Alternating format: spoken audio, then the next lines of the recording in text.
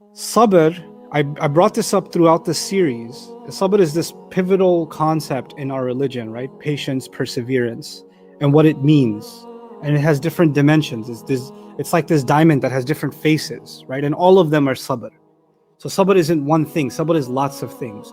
But for today's discussion, I want you to know that sabr, one way of looking at it, is sabr is in a situation that is completely out of your control. You got thrown in jail, it's out of your control. You're being falsely accused and you've been in prison without trial, out of your control. You're a kid and you've been tossed in a well, out of your control. You've lost your child and your sons won't tell you where he is, out of your control.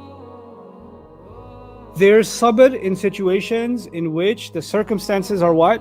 Out of your control. And then there is another kind of sabr. The other kind of sabr is when you have to act with restraint, when you have power and you have control. And that one's harder. That one's harder.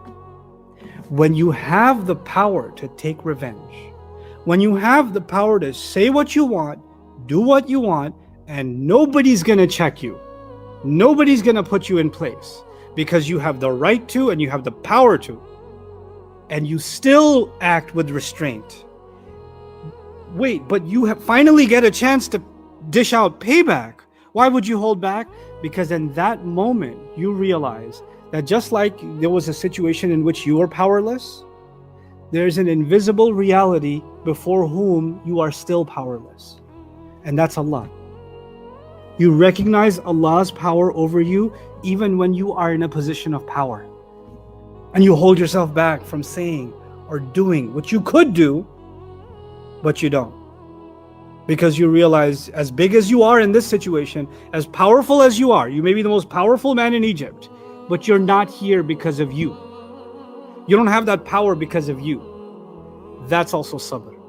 Putting a check on your tongue, on your hands, on your ability, because despite having the power to do so. And what does Allah say about that kind of power?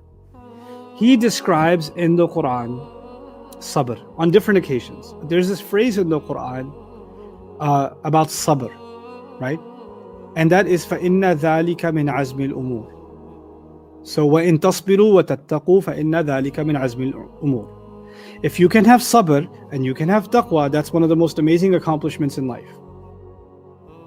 The phrase is إِنَّ ذَلِكَ مِنْ عَزْمِ الْأُمُورِ. But in one place in Surah Al-Shura, Allah says وَلَمَنْ صَبَرَ وَغَفَرَ فَإِنَّ ذَلِكَ لَا مِنْ عَزْمِ الْأُمُورِ. He went out of his way to emphasize this one place. He says, and whoever can have sabr and by way of that sabr forgive, then that is truly one of the greatest accomplishments. Like that's a different level of sabr.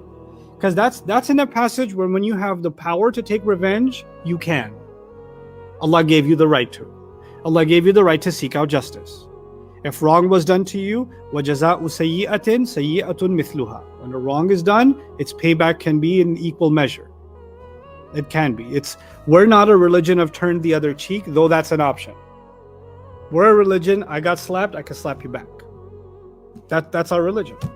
Eye for an eye. That's the old biblical law, actually, eye for an eye. That's this religion. But Allah adds an incentive. But if you can, even though you have the right to take justice and take back what was taken from you, if you choose to forgive, then that's one of the most incredible accomplishments one can achieve in their life.